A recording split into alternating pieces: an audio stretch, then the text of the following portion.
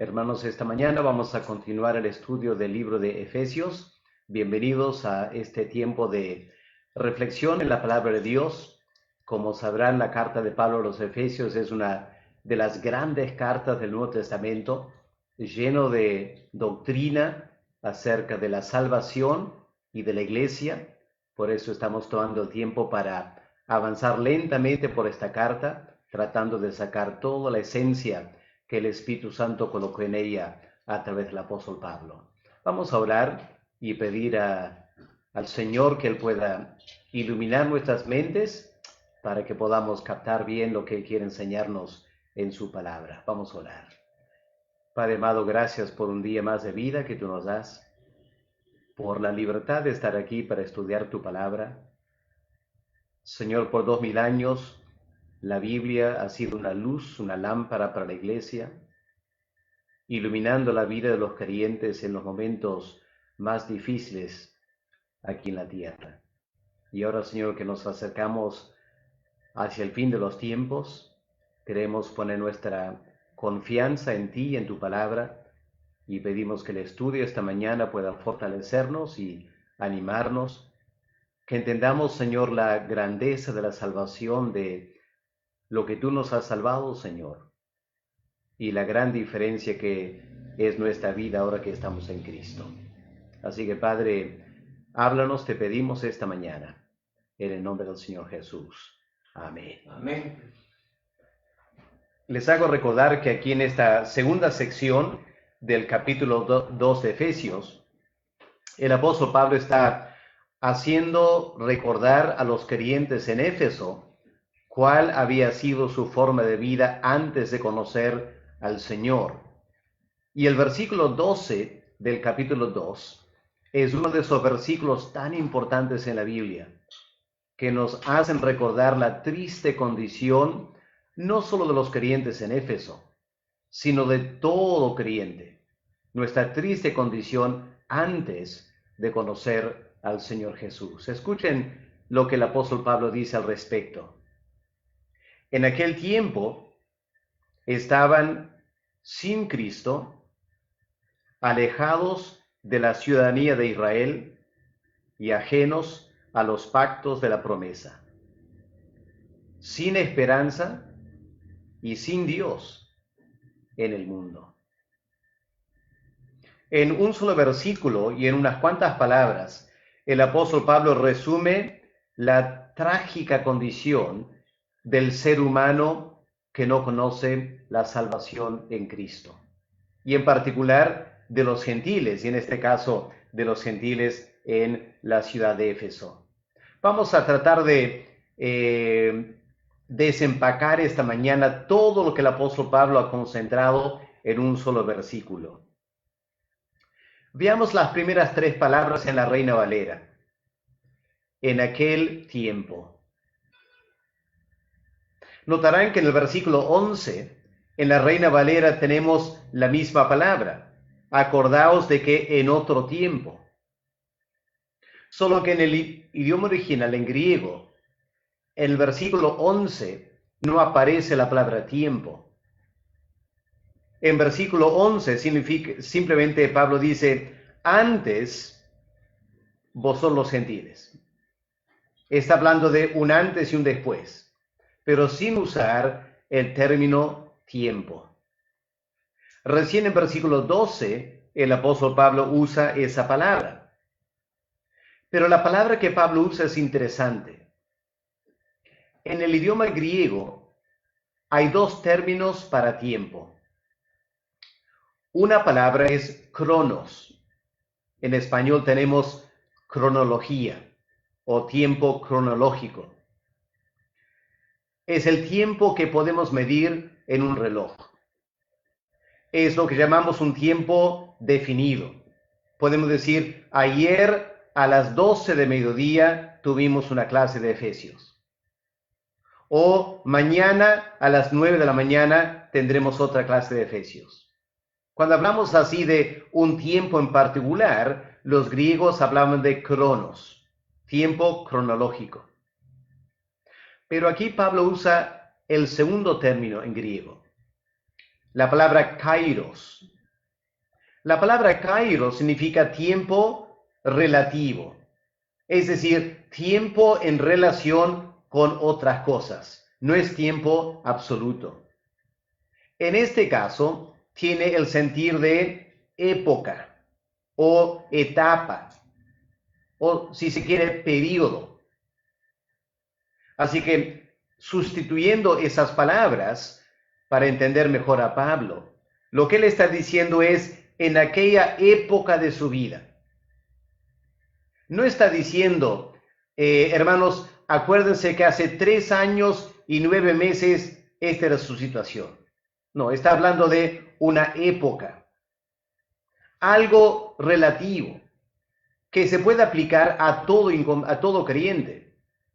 Todo un creyente tiene una época de su vida en la cual no conocía la gracia de Dios. Eso es lo que Pablo está diciendo. En aquella época, en aquella etapa de su vida, en aquel periodo, esta era su condición delante de Dios. Noten de paso que Pablo en el versículo 19 va a ser el gran contraste entre el antes y el después. Porque en versículo 29 Pablo dice del capítulo 2, así que ya no sois.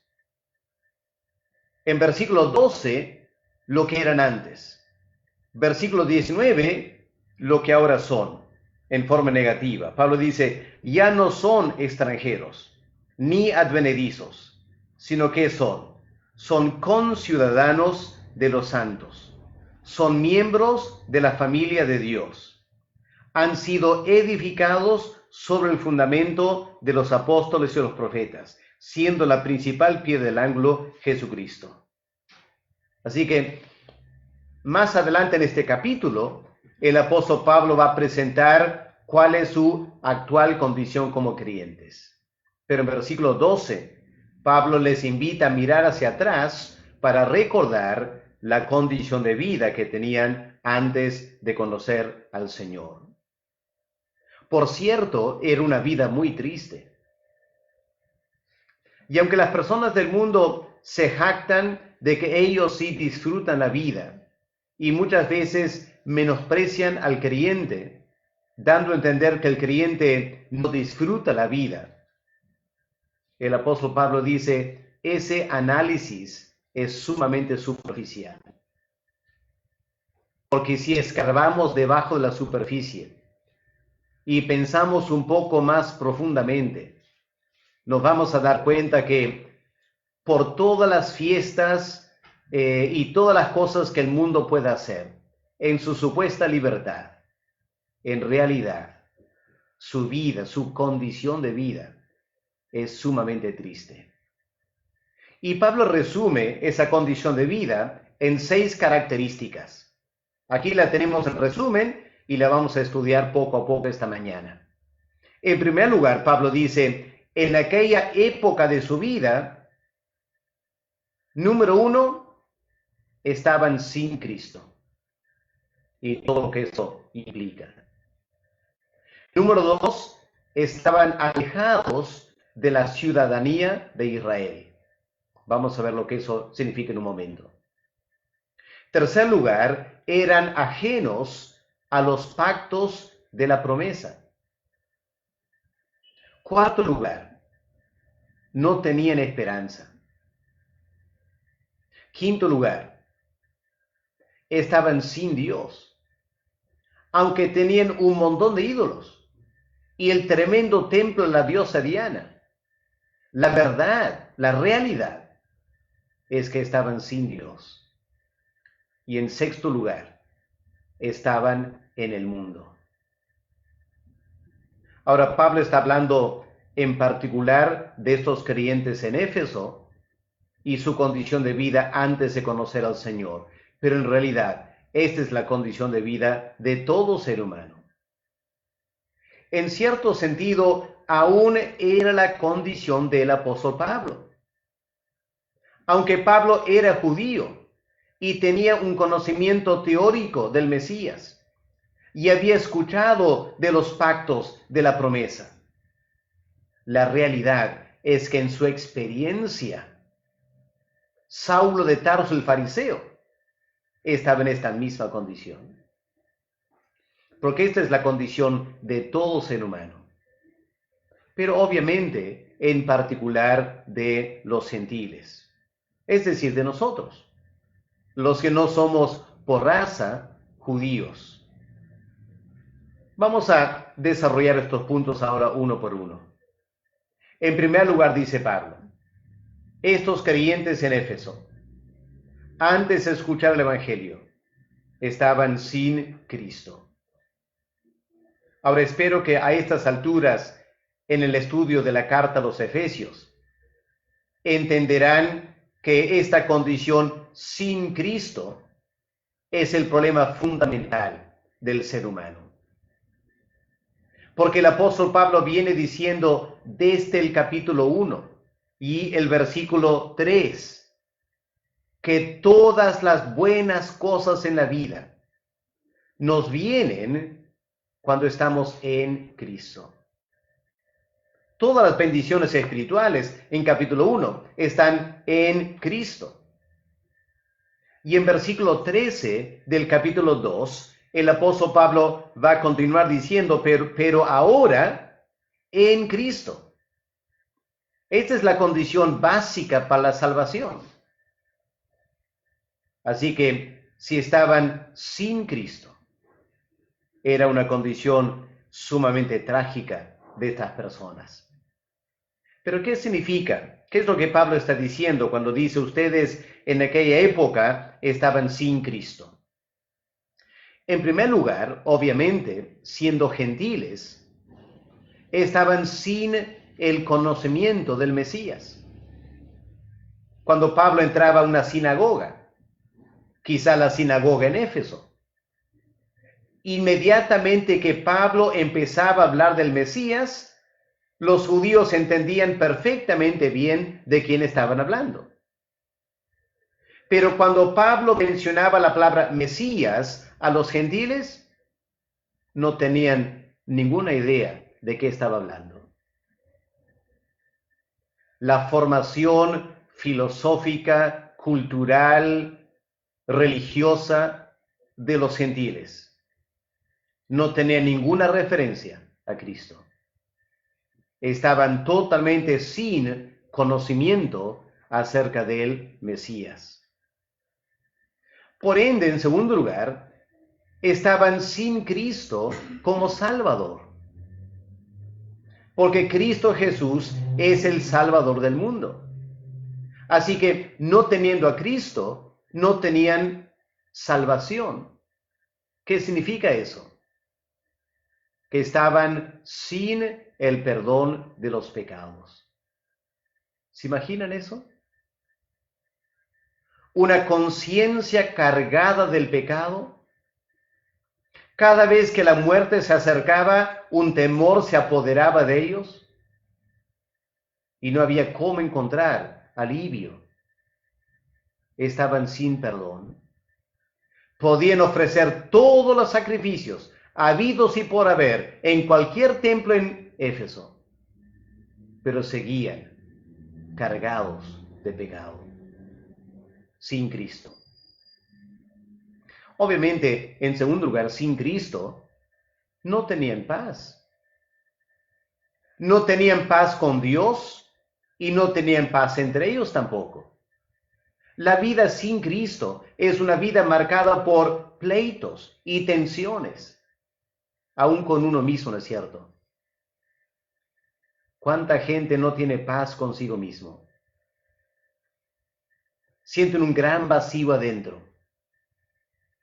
Si en algún momento quedan solos, se sienten muy tristes, porque no hay este shalom, no hay esta paz interior. Así vivían los creyentes en Éfeso antes de escuchar el Evangelio.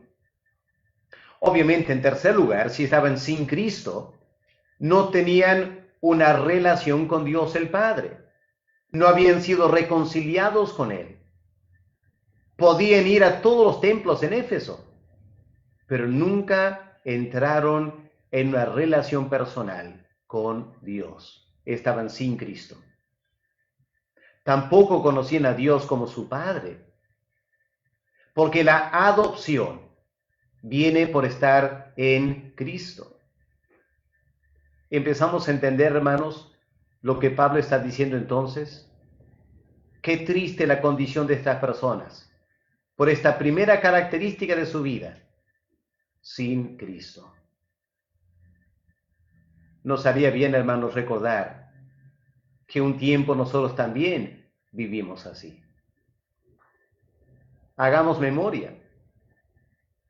¿Cómo era nuestra vida sin Cristo? Y ahora pensemos en la gente que nos rodea, que tampoco tienen a Cristo. ¿Cuánta falta hace la predicación del Evangelio?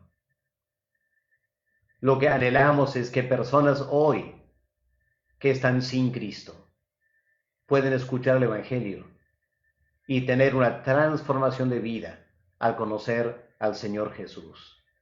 Aquí está la primera condición entonces, estaban sin Cristo.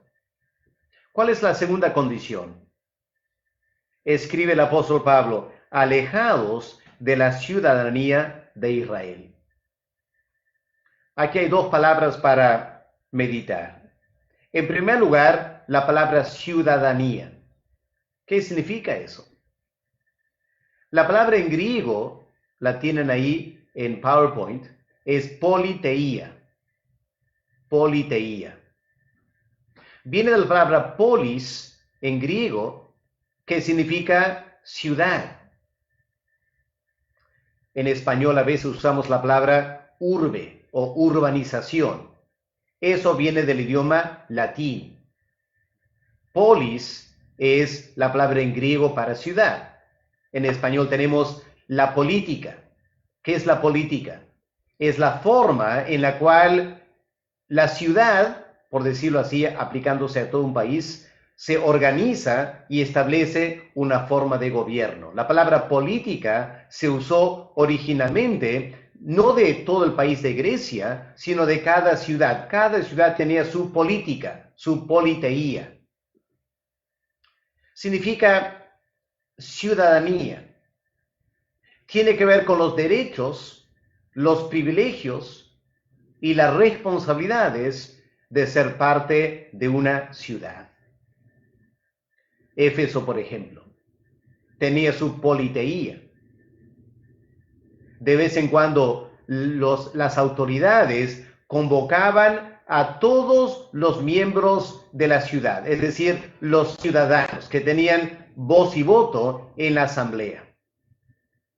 Y ahí los ciudadanos que tenían politeía, tenían ciudadanía en Éfeso, ellos podían conversar, dialogar acerca de cómo organizar y administrar la ciudad de Éfeso. Y cuando había trabajos que hacer, era la responsabilidad de cada ciudadano. Cuando había privilegios para compartir, era solo para los ciudadanos. Así que nacer en Éfeso y ser un ciudadano de Éfeso te concedía muchos privilegios y también algunas responsabilidades. Pero Pablo aquí está hablando no de la ciudadanía de Éfeso, sino la ciudadanía de Israel. ¿Y qué es Israel? Es el antiguo pueblo de Dios. Podemos llamarlo el reino de Dios en el Antiguo Testamento. Todo judío, hijo de Abraham, se enorgullecía de ser parte del pueblo de Dios. Hay un salmo que sintetiza ese privilegio de ser parte de Israel, hablando de la ciudad de Jerusalén. Y el salmo dice, este y el otro nacieron en ella. Todas nuestras fuentes de alegría vienen por ser ciudadanos de Jerusalén, dice el Salmo. Usando Jerusalén como resumen de toda la nación de Israel. cuando Pablo estaba predicando. Ahora, el Israel de Dios era la iglesia. Pero cuando Pablo llegó a Éfeso, básicamente no había nadie en Éfeso que era miembro de la iglesia de Cristo. Estaban alejados de la ciudadanía de Israel del Antiguo Testamento y tampoco tenían parte de la Nueva Jerusalén. Para Pablo, ser miembro de Israel era motivo de mucha alegría, aún antes de conocer a Dios. Porque como ciudadano de Israel, Pablo tenía en primer lugar la ley de Dios. La ley de Dios fue revelada a Israel y a nadie más. Ninguna otra ciudad, ningún otro pueblo tenía la revelación de la ley de Dios. Solo Israel la tuvo. Segundo lugar, la única nación en todo el mundo que tenía el culto verdadero, que daba acceso a la presencia de Dios, era Israel. El único lugar donde el verdadero Dios moraba, literalmente, era los judíos, Israel, el templo en Jerusalén. Para Pablo, ser parte de la ciudadanía de Israel era un enorme privilegio. Pero Pablo dice, ustedes en Éfeso, antes de escuchar el Evangelio, eran ajenos, alejados de la ciudadanía. Pero esta palabra alejados, ¿qué significa? He puesto la palabra aquí para ustedes, apalotrio. La doble L en griego no se pronuncia como en español, ¿ok? Es apalotrio. Alotrio significa distancia. Apo, para apalotrio, apo significa fuera de. Así que juntando esos dos términos en una sola palabra, este verbo apalotrio significa poner a una distancia. Aquí la Reina Valera traduce alejados de la ciudadanía. Ahora miren cómo este verbo se usa en otras partes. Vamos a Efesios 4, el versículo 18. Miren un momento en Efesios 4, el versículo 18. ¿Qué leemos aquí? Teniendo el entendimiento entenebrecido, ajenos de la vida de Dios, alejados, lejos, distanciados de la vida de Dios. Por decirlo así, ahí en el horizonte estaba la vida de Dios y ellos estaban aquí. Una enorme distancia entre Dios y ellos. Estaban alejados de Él. O miren en Colosenses 1 y el versículo 21. Cómo esta palabra se usa aquí en Colosenses 1, versículo 21. Y a vosotros también, que erais en otro tiempo extraños y enemigos en vuestra mente. La palabra extraños en griego es apalotrio. Sería mejor traducirlo, en otro tiempo estaban alejados de y enemigos en vuestra mente de Dios. Ahora, la palabra en sí, alejados, no necesariamente implica hostilidad. Es simplemente indicando una distancia, una enorme distancia entre dos cosas o personas. Pero claro, en este caso también había el elemento de hostilidad, ¿no es cierto? Como vimos el día de ayer, entre los judíos, que eran los de la circuncisión, y los gentiles, que eran incircuncisos, había tremenda hostilidad.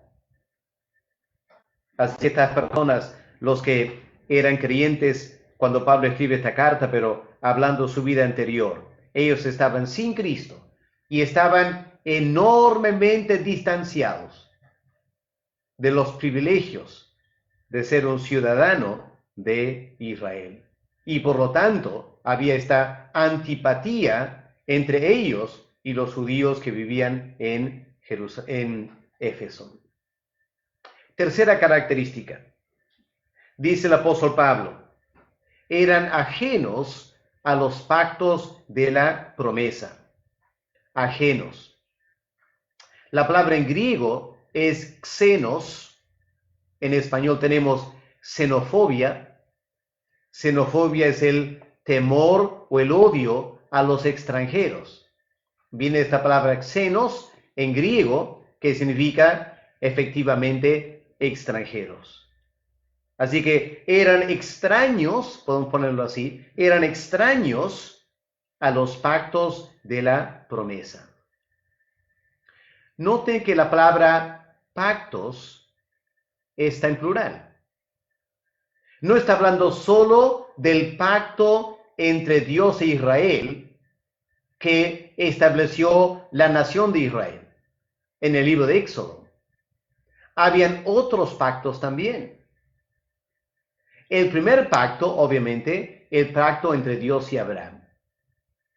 El pacto por el cual Dios prometió bendecir a Abraham, bendecir sus descendientes y hacer de Abraham una bendición a todo el mundo. Estas personas en Éfeso nacieron y vivieron por muchos años y eran extraños a ese pacto. No lo conocían verbalmente, no tenían ningún interés en ese pacto. Para ellos era algo extranjero, algo extraño. Claro, después viene el pacto de Dios con Israel, el tiempo de Moisés. El pacto principal, si se quiere. Cuando Dios toma a Israel como su pueblo, de todas las naciones de la tierra. La gente en Éfeso, los ciudadanos de Éfeso, eran extranjeros a ese pacto. No tenían ni parte ni suerte en el pacto que Dios estableció con Israel. La nación de Israel vivía esta tremenda relación con Dios. Conocían a Dios, adoraban a Dios, podían tener el perdón de los pecados de Dios, pero era solo para Israel. Los demás, extraños a ese pacto. Y claro, más adelante viene el pacto entre Dios y David, cuando Dios promete el Mesías, el rey de Israel, que va a reinar sobre todo el mundo. Las personas en Éfeso tenían sus tradiciones. Se acordarían del gran Alejandro Magno, el gran líder de los griegos, etc. Pero no tenían el pacto de la promesa del Mesías. Así que Pablo dice, habían estos pactos. Y cada pacto tenía sus promesas. Promesas de bendición. Promesas de Dios estar con ellos. Promesas del Mesías, promesas de un reino venidero. Pero estas personas en Éfeso eran extranjeros a todo eso. Y hermanos, la verdad es que esa era nuestra condición también. Antes de conocer el Evangelio, estábamos alejados, no tanto de Israel, sino alejados de la iglesia, el nuevo Israel de Dios. ¿Por cuántos años vivimos en este mundo y estábamos alejados de los derechos de ser ciudadano del reino de Dios?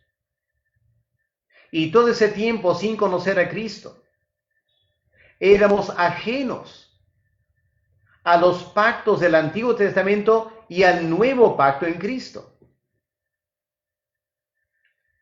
¿Y si hubiéramos muerto en ese tiempo? ¿Qué sería de nosotros si hubiéramos muerto en ese tiempo? Perdidos por toda la eternidad. ¿Se dan cuenta, hermanos, la tremenda misericordia que Dios ha tenido de nosotros? No permitió que muriéramos antes de escuchar el Evangelio. Porque morir sin Cristo, morir ajenos, alejados de la ciudadanía de Israel, y morir ajenos de los pactos de la promesa, es morir eternamente. Demos gracias a Dios esta mañana por esa gracia divina y esa gran misericordia que obró en tal manera que nos permitió seguir viviendo hasta escuchar el Evangelio. Y ahora debemos preocuparnos por aquellos que viven todavía sin el Evangelio, y que Dios nos dé una carga y una pasión por compartir con ellos el Evangelio antes que sea demasiado tarde. Vamos a una cuarta característica. ¿Qué más dice el apóstol Pablo? Como si no era suficiente lo que ha dicho ya. Bueno, Pablo dice, en cuarto lugar, y a la luz de todo lo dicho anteriormente, estaban sin esperanza. Sin esperanza. Ahora, alguna persona diría, pero, pastor, espera un momento. ¿Me estás diciendo que nadie en Éfeso, antes de escuchar el Evangelio, nadie tenía ninguna esperanza de la vida después de la muerte? ¿Ninguna esperanza de que algún Dios le podía ayudar? Bueno, claro que tienen esperanza. Diríamos, es imposible vivir en este mundo sin tener algún tipo de esperanza. Lo que Pablo está diciendo es que estas personas en Éfeso no tenían una esperanza firme o sólida o sustancial. Cualquier esperanza que tenían era una esperanza vana. Por ejemplo, un padre de familia tiene un hijo que se enferma. Lo han llevado los médicos de Éfeso, no pueden hacer nada para salvar su vida. Y el padre se da cuenta que la vida del hijo se está yendo de su cuerpo. Y el padre, en su desesperación, ¿qué hace? Escucha que de repente la diosa Diana le puede ayudar. Así que él va corriendo al templo de la diosa Diana con su hijo. Hace la ofrenda respectiva. Tiene o quiere tener en su corazón alguna esperanza que la diosa Diana le puede ayudar. Pero no pasa nada. Y su hijo se acerca más a la muerte. Y luego le escucha que hay un curandero en Éfeso que tiene tremendo poder y escucha que ha sanado a muchos. Así que él va corriendo al curandero, hace más gastos, más sacrificios. Otra vez pone su esperanza el curandero. Pero el curandero tampoco no puede hacer nada. Porque el único que puede ayudarnos es el Creador. El Creador es Dios, quien se manifiesta en Cristo. Dentro de la nación de Israel, parte del pacto con los judíos. Y si no tienes ese Cristo, y si no tienes acceso a esos pactos, y no eres miembro de la nación de Israel, no tienes esperanza. ¿Y cuántas personas en Éfeso vivían así? Ponían su esperanza en muchas cosas, y al final la encontraron. Era una esperanza vana, hueca, vacía. Estaban sin esperanza en este mundo. ¿Qué más dice el apóstol Pablo? Estaban también sin Dios, ¿no es cierto? Sin Dios. Interesante la palabra en griego aquí. La palabra atheoi. Atheo significa ateos. Y algunos dirían, pero pastor, yo pensaba que en Éfeso habían bastante templos. Claro. ¿No creían en dioses? Por supuesto. Pero Pablo aún así dice, eran ateos. Porque lo que Pablo está diciendo aquí, la palabra ateo no significa que no creían en Dios. La palabra ateo significa sin Dios, sin tener a Dios. No eran ateos, la gente en Éfeso no era atea en el sentido moderno de la palabra.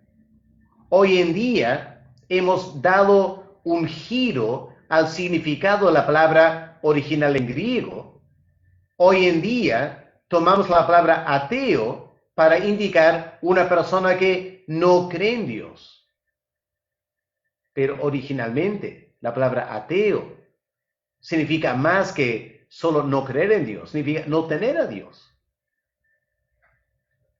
La gente en Éfeso creía en Dios, pero aún así no tenían a Dios. Eran ateos. Hermanos, yo sé que hoy en día la iglesia evangélica se preocupa por cómo hacemos defensa del evangelio ante tanto ateísmo. Permítame decir, hermanos, el problema no es tanto que la gente dice no creer en Dios. El problema es cuando la gente no tiene a Dios. ¿Y qué valor tiene creer en algún Dios si no tienes a Dios? Ser un teísta y sin tener a Dios es igual que ser un ateo. No hay ninguna diferencia. Antes del encuentro con Cristo, el camino a Damasco, Pablo también era ateo. Aunque era fariseo, fanático. Pero el uso de la palabra indicaría que Pablo también era ateo, estaba sin Dios. No tenía una relación personal con Dios. Tenía una religiosidad, pero no tenían una relación personal con Dios. Hermanos, esta mañana debemos preocuparnos no solo por la gente que dice no creer en Dios. Debemos preocuparnos por las personas que dicen que creen en Dios, pero no lo conocen. ¿Cuántos católicos son así? ¿Cuántos evangélicos son así? Dicen que creen en Dios, pero cuando miramos sus vidas, nos damos cuenta que su forma de vida, sus criterios, sus actitudes son muy parecidas a la del mundo. Afirmar que crees en Dios no es lo importante. Lo importante es tener a Dios. Y Pablo dice, ustedes en aquella época estaban sin Dios, tenían un montón de dioses en Éfeso, pero estaban sin Dios. Y la última característica, dice Pablo, estaban en el mundo. Y para notar aquí que la palabra mundo no es la palabra geo, tierra. Claramente vivían en este mundo. Pero Pablo no está diciendo que estaban en el planeta Tierra. Pablo está diciendo algo mucho más radical que eso. Pablo está diciendo, ustedes estaban en el cosmos. La palabra en griego aquí, cosmos. La palabra cosmos significa el mundo organizado y ordenado. En muchos sentidos tenía una connotación positiva. Cuando el griego miraba en la noche estrellada al espacio, podía ver tantas estrellas. Y los astrónomos griegos vieron cómo las estrellas estaban tan ordenadas en constelaciones y todo era estable y podían estudiarlas año tras año y llamaron eso el cosmos. Estaba todo organizado, todo ordenado.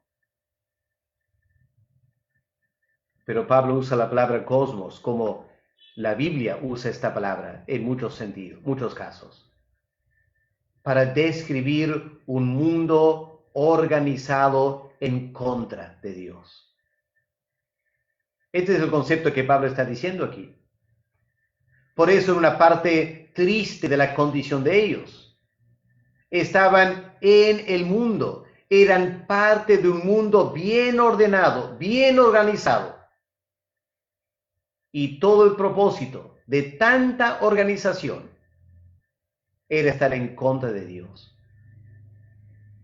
Así que los griegos tenían todo su panteón de dioses, toda una constelación de dioses, todo bien ordenado. Habían las mitologías, quién era padre de quién y hermano de quién, era todo ordenado, pero anti el Dios verdadero. Los griegos tenían toda su filosofía bien argumentada, Aristóteles, Platón y todos los demás. Pero toda esa filosofía era básicamente anticristiana. Y este es el problema, dice Pablo. Ustedes, antes de escuchar el Evangelio, eran parte de una organización, un cosmos anticristiano. Esto que Pablo dijo en versículo 2, ¿no es cierto? Versículo 2. En los cuales anduvisteis en otro tiempo, siguiendo la corriente de este cosmos, de este mundo, organizado por Satanás y los demonios, en contra de Dios. Y es lo que vemos hoy en día, hermanos. Hoy en día el mundo sigue bien organizado. Pero toda la organización educativa, política, las Naciones Unidas, etcétera, etcétera, todos están en contra de Dios. Y aparte del Evangelio de Cristo, todo ser humano está en ese cosmos. Y ese cosmos está bajo el juicio de Dios. Y ese cosmos está destinado a ser destruido en la victoria final de Cristo. Y una vez más, qué triste si esas personas hubieran quedado en el mundo, en esa condición. Gracias a Dios el apóstol Pablo dice, en aquel tiempo, en aquella época, dando a entender que ya no era su condición. Y vamos a seguir viendo en los siguientes estudios el increíble cambio que Dios ha hecho en la vida de estas personas, sacándolos de esa realidad y transformando sus vidas en esta tierra y transformando sus destinos eternos radicalmente. Todo gracias al Evangelio del Señor Jesús. Esta mañana, hermanos, hagamos memoria de cuál era nuestra condición antes de recibir el Evangelio. Y demos gracias a Dios que el Evangelio llegó a tiempo, antes de nuestra muerte. Y pidamos que Dios nos dé compasión por tanta gente que nos rodea, que sigue en exactamente esta condición. Están sin Cristo, están alejados de la ciudadanía de Israel y de la iglesia. Son ajenos a los pactos, incluyendo el nuevo pacto. Están sin esperanza, están sin Dios y son parte de un mundo organizado en contra de Dios. Tengamos compasión por esas personas y hagamos lo que podamos hacer para compartirles la buena noticia de que hay otra forma de vida y que Dios puede cambiar sus vidas para siempre. Bien, vamos a ver si algunas preguntas han llegado antes de terminar esta mañana. Ok, no hay preguntas. Recuerden que si quieren que contestemos preguntas, tendrán que ir haciendo las preguntas durante la exposición para que terminando la exposición podamos contestar sus preguntas inmediatamente. Muchas gracias. Vamos a orar y mañana continuamos viendo algo de el gran cambio. Versículo 13. Pero ahora. Ahí está el tremendo cambio que Dios hizo en Éfeso. Vamos a orar.